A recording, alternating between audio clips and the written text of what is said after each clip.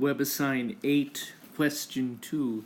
This is another similar problem to the last question, except in this one you only need to write the net ionic equation. So maybe we can go through these a little more quickly than the last one.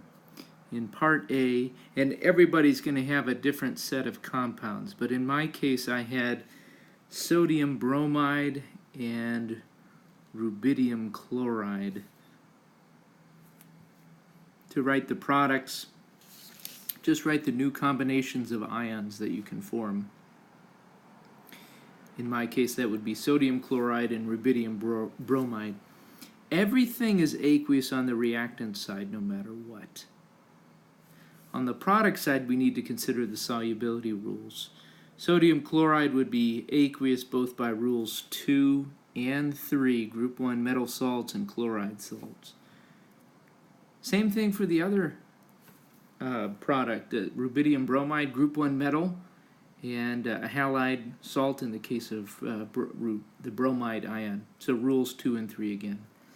If everything is aqueous in an ionic compound double replacement reaction, then automatically there's no reaction.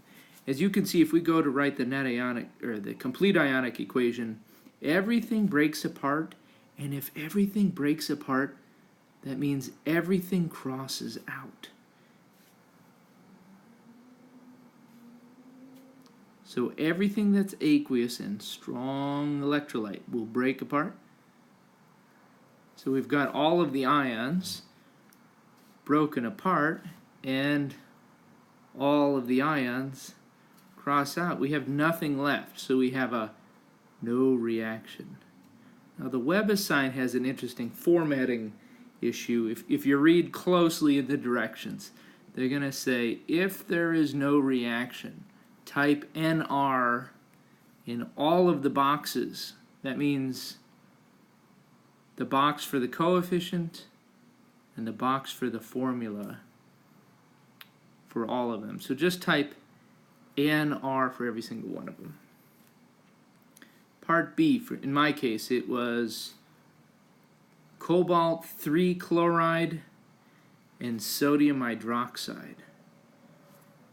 Part of the challenge here is to write formulas from names, but since we practiced that early in the year, I trust, well, if it doesn't come quickly, at least you can look it up and remember some of the rules for naming.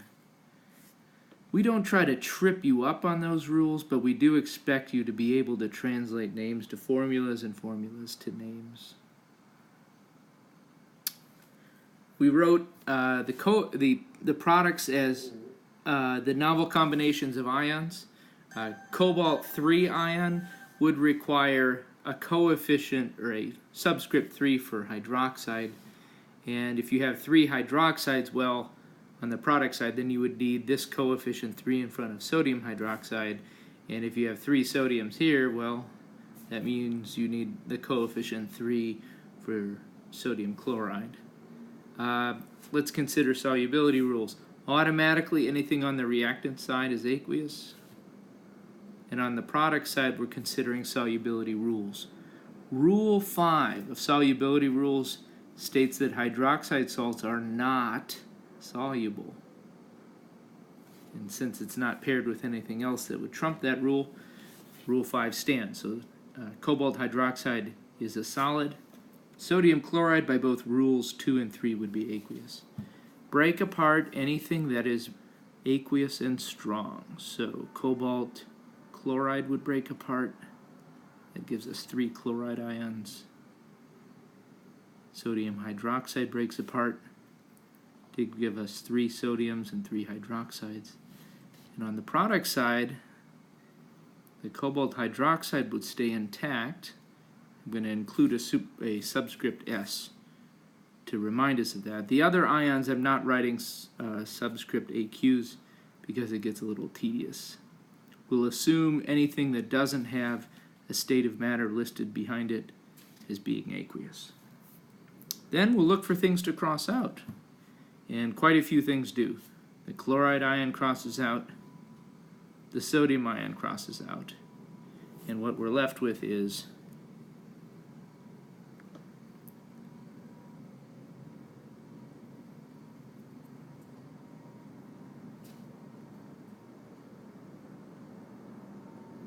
cobalt ion, cobalt 3 ion, and 3 hydroxides become cobalt hydroxide solid. And that's how I would write it. Now, in terms of formatting for this WebAssign question, if the species has a coefficient 1, like for the cobalt 3 ion, there's an implied coefficient 1. Well, WebAssign wants you to type in that 1. Whereas if you're writing this for a test or a quiz or on a sheet of paper or in any other context that doesn't require a computer input, you don't need the subscript 1. It's always implied. But in this case, they want you to put in a 1 in front of the cobalt ion, and you also need a 1 in front of cobalt hydroxide. Part C. In my case, part C is, oops, there we go.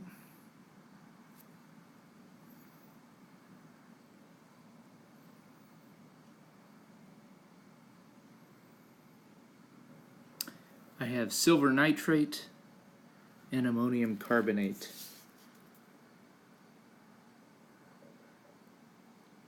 Don't forget your polyatomic ions. Ammonium is NH4 with a plus charge. Carbonate is a CO3 with a 2 minus charge. So ammonium carbonate together is NH4 2CO3. And if we switch up the ions, the positive ions from one compound pairing up with the negative ion of another, then we end up with silver carbonate and ammonium nitrate. And to make everything balance, we need a coefficient 2 in front of the silver nitrate here and in front of the ammonium nitrate here. Let's consider states of matter. Automatically, all the reactants are aqueous. On the product side, we need to consider solubility rules. Rule 5 would tell us that carbonate salts are not aqueous, and there's no exception to overrule that one. Ammonium nitrate, well, by both rules 1 and 2, nitrate salts are soluble, and group 1 metal or ammonium salts are soluble. Those two rules reinforce each other to make that compound aqueous. When considering what can break apart, well, anything that's aqueous and a strong electrolyte. In this case, all of the compounds are ionic compounds, which makes them strong electrolytes. So that just leaves us to consider anything that's aqueous that should be broken apart. Here's our reactants. On the product side, we're going to retain Ag2CO3, that's our solid precipitate. And ammonium would break apart from nitrate. Notice that coefficient 2 carries through both to the ammonium and to the nitrate ion. So we have our complete ionic equation. Ions that appear exactly the same on both sides of the equation can cross out. So we get rid of the nitrate and the ammonium ion. To get us to the net, well, just rewrite the things you haven't crossed out.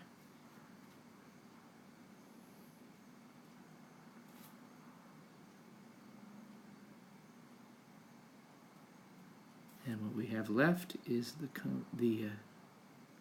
net ionic equation. When typing that into the WebAssign, make sure that you include coefficient 1 in front of both the carbonate and the silver carbonate salt. Part D. Once again, everybody's Part D is going to be a little bit different. In my case, my D said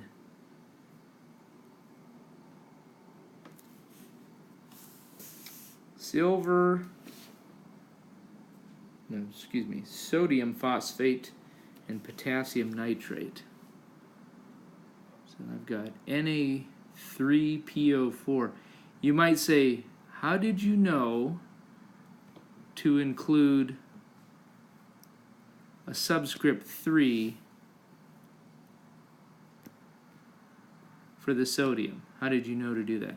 Well, the phosphate ion is a polyatomic ion with a 3- charge.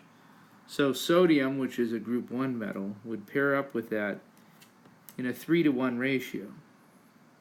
The other compound, in part D, in my case, is potassium nitrate. The novel combinations of ions that can exist would be sodium paired with nitrate and potassium paired with phosphate.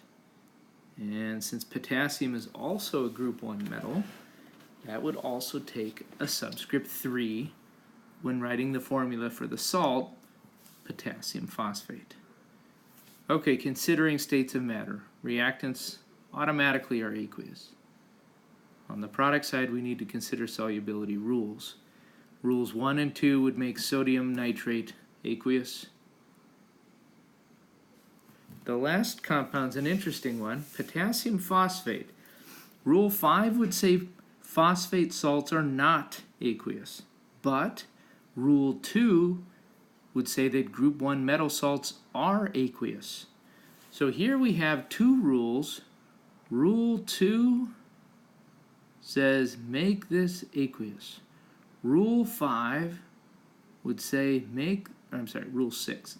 Rule 6, make this a solid. Well, those two are in competition. Which one's going to win out? The one that's ranked higher in the list. In this case, Rule 2 overrules or trumps Rule 6. So that's why we made potassium phosphate aqueous. And I can tell you without having to go any further in this particular problem that if everything is aqueous and everything breaks apart since it's a strong electrolyte, then it's going to be a non-reaction. If you wanted to see that, we could go ahead and write everything out in the complete ionic equation. We have 3 sodium ions, a phosphate, potassium, and a nitrate. Oh, hold on. Students, we need some coefficients up here. Forgot to include those. We need coefficients to make the equation balance, and that affects, coefficients here, and then we'll see that again carry through on the product side. 3 sodiums and 3 nitrates.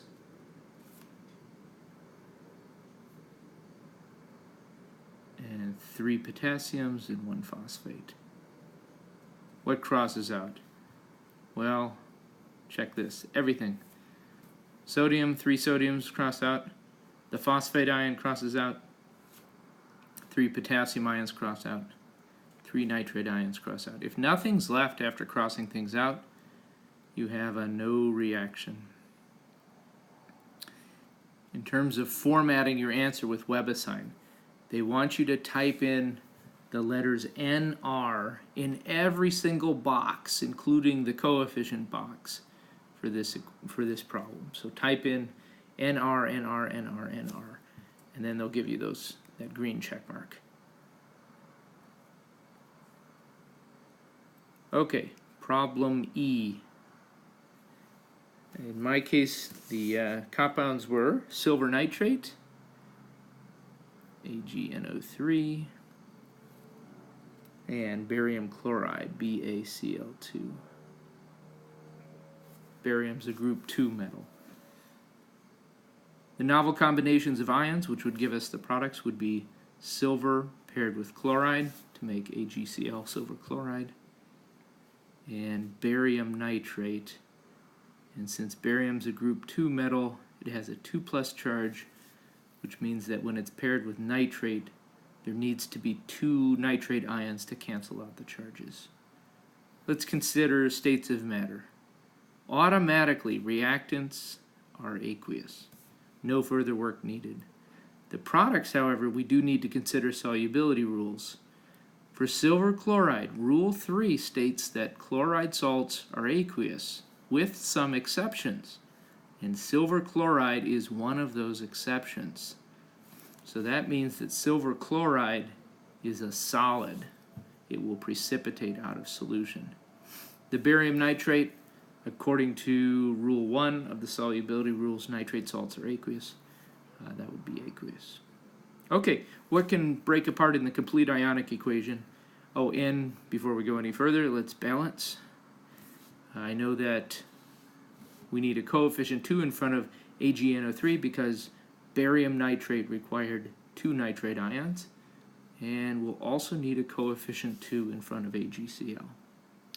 Notice that throwing those coefficients in front doesn't do anything in terms of helping you write a balanced ion, right? A net ionic equation or determining states of matter of the products. It's just to make the atoms balance. Okay, anything that's aqueous can be broken apart as long as it's a strong electrolyte, and in this case everything's a strong electrolyte. So we have 2 silver ions and 2 nitrates. We have a barium and 2 chlorides on the reactant side. And on the product side, we're going to keep intact the AgCl because that's a solid. And we also have a barium and 2 nitrates. What can cross out? Anything that appears exactly the, oops, not that one. Anything that appears exactly the same on both sides of the equation. So nitrate can cross out, barium can cross out. But that's it. In writing the net ionic equation, just rewrite anything that was not crossed out earlier. You will notice that there's coefficients in front of everything, non-1 coefficients. You have a 2, a 2, and a 2. 2, 2, and 2 can reduce. And in fact, WebAssign is going to ask you to reduce it. It says type your coefficients in the lowest possible ratio. So 2, 2, and 2 reduces to 1, 1, and 1. So when you go to type this in, it's 1 Ag plus and 1 Cl minus and 1 AgCl.